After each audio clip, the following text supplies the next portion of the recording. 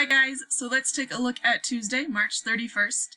Our objective today is I can analyze poetry by following the steps of analysis. So now that we know those terms, we're going to get a little bit deeper into the different parts of poetry and kind of talk about the deeper meaning like we've done with our short stories, okay?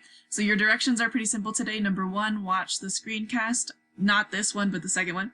And then 2, complete the activity. So your screencast is here. It's going to walk you through how to analyze a poem with Mr. Graham. And then here we have an example. So if you want to look, this is a pretty cool video. I would watch this because it shows kind of the purpose of analyzing poetry.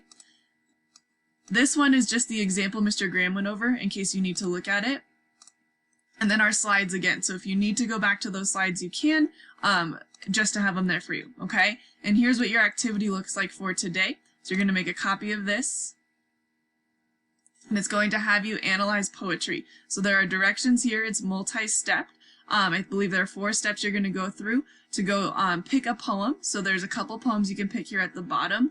And then you're going to move through these 4 steps, just like Mr. Graham's going to walk you through in that video. Okay? So let me know if you have any questions. I'd be happy to hop on your document, help you out if you are stuck. And I love to see what you come up with. Thank you.